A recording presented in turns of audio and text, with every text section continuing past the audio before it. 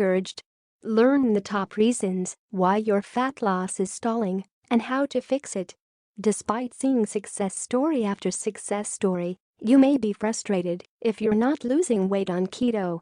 You were expecting an immediate whoosh, but after dropping an initial couple of pounds, your weight loss is stalling.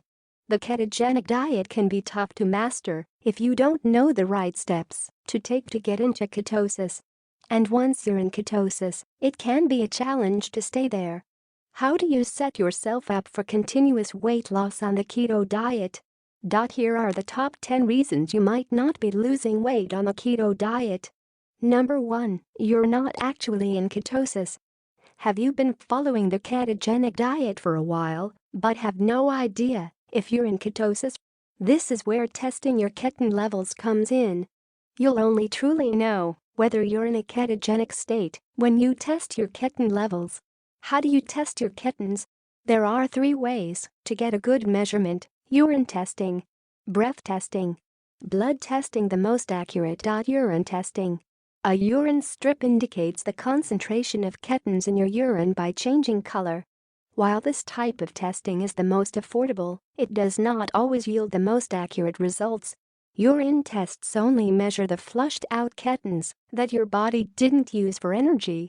When your body becomes more adapted to ketosis, it will be using more ketones for energy, meaning you may not have any signs of ketones in your urine at all once you are fat adapted. Breath testing. Breath testing is considered a little more reliable than urine testing, but still not the most accurate.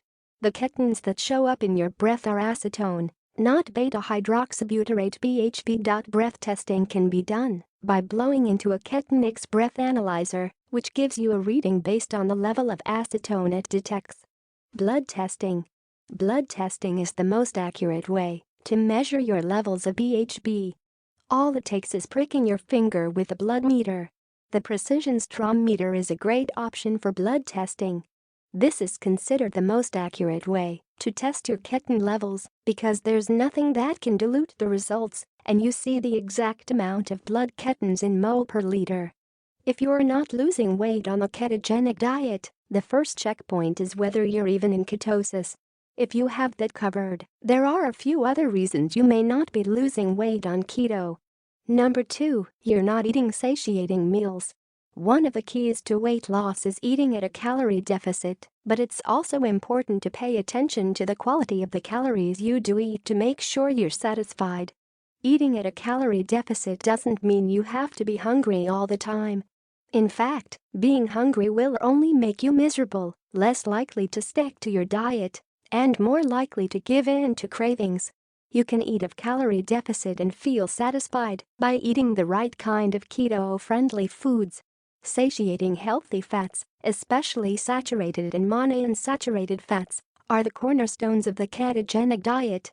If you want a high-quality keto diet, you'll need abundant sources of high-quality fats. MCT oil is particularly helpful because it's more satiating than coconut oil and boosts keton production, so you can enter fat-burning mode faster. One study found that MCT oil can make you feel fuller than coconut oil over the 3 hours after breakfast. High-quality proteins are also important. Fatty cuts of meat like a ribeye steak as well as wild-caught salmon and other high-fat fish are excellent at keeping you satisfied. You don't need to shy away from protein, it won't kick you out of ketosis like you may have heard. The belief that too much protein triggers gluconeogenesis, glucose production from non-carb sources, and therefore lowers your keton levels is just a myth. The truth is, gluconeogenesis (GNG) is crucial for maintaining ketosis because it fuels those cells that can't use ketones like red blood cells and keeps your blood sugar in a healthy range. Without it, ketosis would not be possible. Eating more protein than you're used to won't increase the rate of GNG enough to put you out of keto because GNG is an extremely stable process. Studies show that even when there's an abundance of raw materials for GNG including protein, the gluconeogenesis rate stays about the same. Excess protein won't increase gluconeogenesis the same way chocolate cake increases your glucose levels. Number 3, you're missing hidden carbs. veggies, dairy, nuts, and nut butters are on the keto food list, but the grams of carbs can add up fast if you're not tracking. Both dairy and nuts should be eaten with caution on a low-carb diet. One common mistake people make on keto is overeating dairy and nuts to feel satisfied, but too much of these foods can increase both your carb intake and calorie count without you realizing it. Other possible hidden carbs can be found in some cruciferous vegetables including cabbage, cauliflower, broccoli, Brussels sprouts, fennel, and turnips. You also want to limit your intake of fruit due to its high sugar content. Number 4, you're eating too much fat. Another major mistake people make when starting a keto diet is thinking they can eat an endless amount of fat. Yes, it's a high-fat diet plan, and there are tons of great fat bomb recipes out there, but that doesn't mean that you can eat unlimited avocados and bacon drizzled in olive oil. Overeating fat can create a surplus of total calories that prevents weight loss. Here's one way to look at it. 1 pound of body fat stores roughly 3,500 calories. This would lead you to conclude that cutting 500 calories a day for a week would result in roughly 1 pound of weight loss. Going overboard with fats could get tricky. Fats contain more than twice the amount of calories as carbs or proteins, so it's crucial you count how many grams of fat you're eating and remain mindful of your fat intake. This is another way the perfect keto macro calculator comes in handy. It takes into account your age, height, weight, body fat, activity levels, and how much weight you want to lose or maintain to measure your exact keto macros. Overall calorie intake depends on your individual needs. If you're not eating the correct amount of calories, you won't reach your weight loss goals, no matter how low your carb count is. Number 5, you're not eating enough calories. This is usually not the case if you're struggling with losing weight on the ketogenic diet. But along with being unaware of eating too many calories, not getting enough calories can disrupt your weight loss. When you don't eat enough, your metabolism slows down to conserve energy in response to inadequate energy levels or excessive exercise. Make sure you've created a calorie deficit that your fat stores can still cover. Otherwise, your body will begin to use lean mass to get the energy it needs. If you create a deficit that's too large, your metabolic rate will drop significantly in order to protect organs and normal bodily functions. Again, you can use the keto calculator to figure out your individual calorie needs. Number 6, you're getting too much exercise. You know the saying, you can have too much of a good thing. That applies to exercise too. Exercise is crucial for improving overall health. However, there is a healthy limit for everyone. The main type of exercise abused by those trying to lose weight is chronic cardio. Repetitive aerobic training increases your appetite because your body feels deprived and wants those calories back. And in a battle between your willpower and your biology will always win.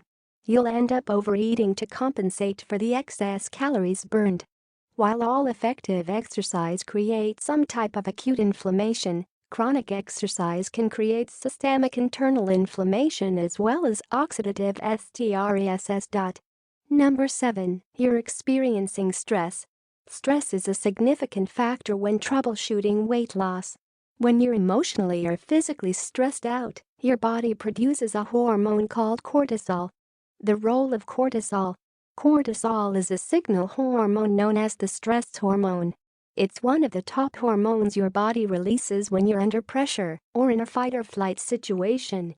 Cortisol has the ability to channel glucose to the muscles during your body's response to stress. It plays a major role in keeping you alert, awake, motivated, and it's necessary for survival.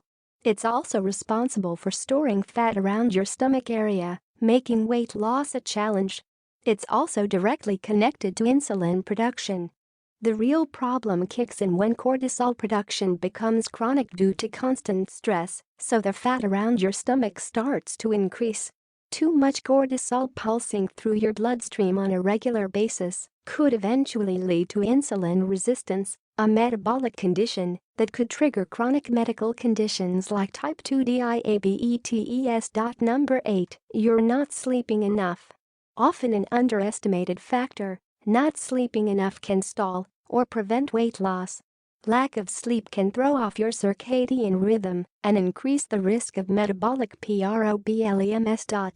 All of your organs follow a certain timing known as your internal body clock, and disrupting it can put you at a severe disadvantage. Maximum fat loss can only be achieved with adequate sleep. Sleep is also essential for balancing hormones, especially hunger hormones. Sleep regulates both ghrelin, the hormone that makes you feel hungry, and leptin, the hormone that makes you feel full. Your ghrelin goes up and your levels of leptin go down when you don't get enough sleep, which is bad news for weight loss. Number 9. You have food sensitivities. Even if you are following your macros and tracking your calories, food sensitivities can still contribute to not losing weight on keto. Many people have food sensitivities they don't even know about, the most common being dairy products. Dairy includes cheese, cream, butter, yogurt, and GHE.